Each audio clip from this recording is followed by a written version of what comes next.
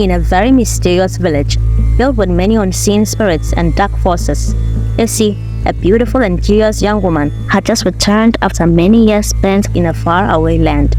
She was full of excitement and anticipation, unaware of the massive tragedy that awaited her.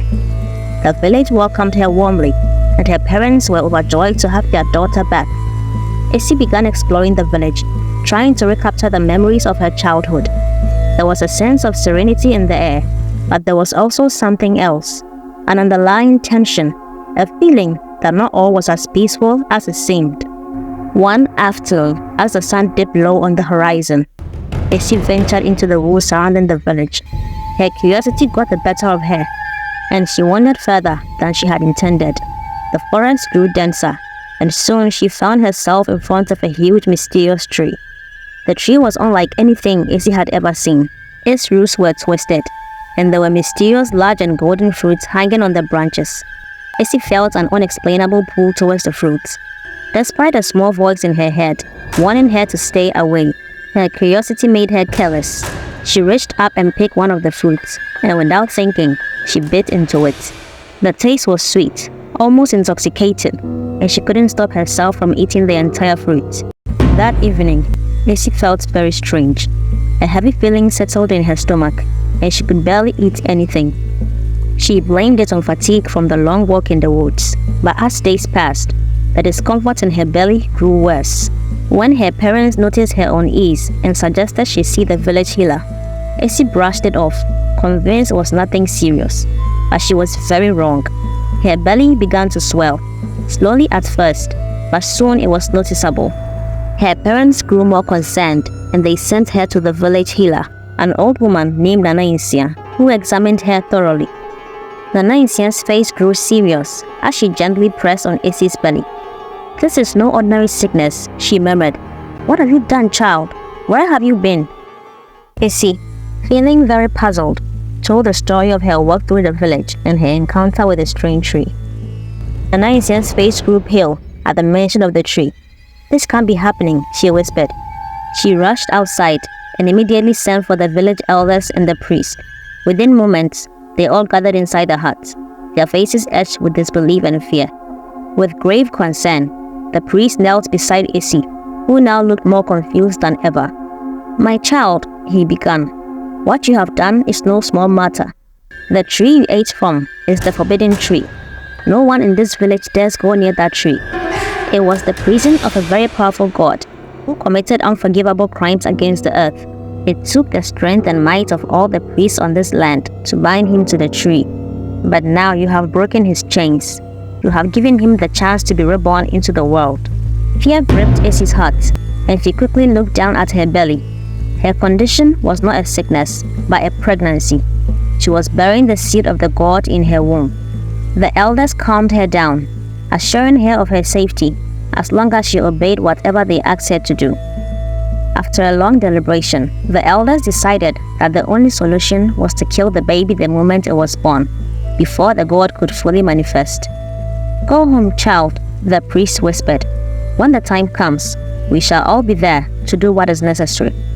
The whole experience was strange and frightening for Essie, but she felt a bit of relief knowing there was hope to free her from the burden she carried. The swelling in her belly continued. Within weeks, she looked as if she were 9 months pregnant. As her belly grew, so did the unease in the village. Whispers spread like wildfire, and soon, everyone knew about the girl who had eaten the fruits of the forbidden tree. Some villagers pitied her, while others despised her, believing she had brought doom upon them all. One night, as Essie lay in bed, flattening her growing belly, she heard a soft voice. The voice was coming from within her, from the life growing inside her. Don't be afraid, mother. I mean no harm. I need your help." Essie froze in terror. She tried to convince herself it was a dream, but she knew it was real. The voice in her belly continued to speak to her. "I have been wronged. I seek only to clear my name.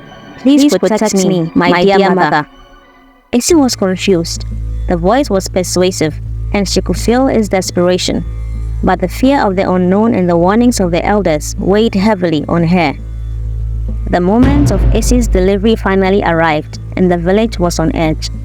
The elders had prepared for the event, gathering the strongest warriors and the most powerful charms to prevent the god from escaping.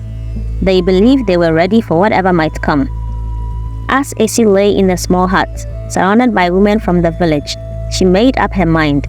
She would not let the words of the god manipulate her. She would allow the elders to do what they thought was right. But when the baby was finally born, the room fell silent. Essie held her breath as she looked down at the child in her arms.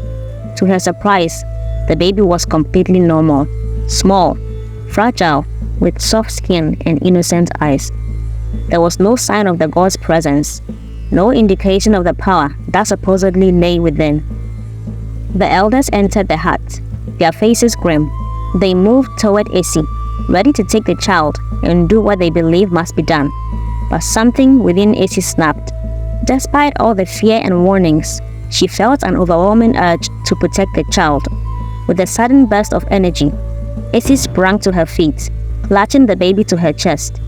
The elders shouted in surprise as she pushed past them, but her mind was set on only one thing: escape. She couldn't let them kill the child she had brought into the world, even if it meant defying everything she had been told. Essie ran through the village, her heart beating rapidly. The villagers watched in shock as she fled, but no one dared stop her. They knew what was at stake, and they feared what might happen to them if they tried to interfere. Essie ran into the woods. She ran until her legs could carry her no more, finally collapsing beneath a large tree, exhausted but relieved. Despite the fear and confusion, she felt a deep love for the child. She whispered reassurances, promising to protect him no matter what. The adrenaline from the chase began to fade, and Essie, exhausted from the ordeal, slowly drifted into sleep. When she awoke the next morning, she immediately noticed that her arms were empty. Panic surged through her as she frantically looked around for her baby. "What have they done to my child?" she cried out, thinking the elders might have snatched the baby while she slept. She was about to scream in despair when she noticed a small figure standing a short distance away, a little boy whose back was turned to her. Essie's mind raced. How could a child be alone in the woods? With concern, she called out to him, "Why are you out here alone, child?" The boy turned slowly, and Essie felt her blood run cold. The expression on his face was anything but innocent. The boy spoke up. "Thank you, my dear mother, for your kindness. You have done really well. Now, I shall be on my way." Essie's heart sank as the realization hit her like a ton of bricks. This was not a child. It was the god she had carried within her, now reborn into the world, twisted and malevolent. She had been deceived and manipulated into helping him escape his prison. Essie collapsed to her knees, struggling to catch her breath, as the gravity of what she had done crushed her. "What have I done?" she cried out, her voice choked with despair. The boy simply smiled at her one last time, before turning and disappearing into the woods, leaving Essie alone with the crushing realization of the nightmare she had unleashed upon the world.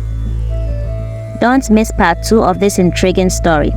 Please like and subscribe to this channel, and don't forget to turn on the notification bell for more captivating stories. Thank you for watching.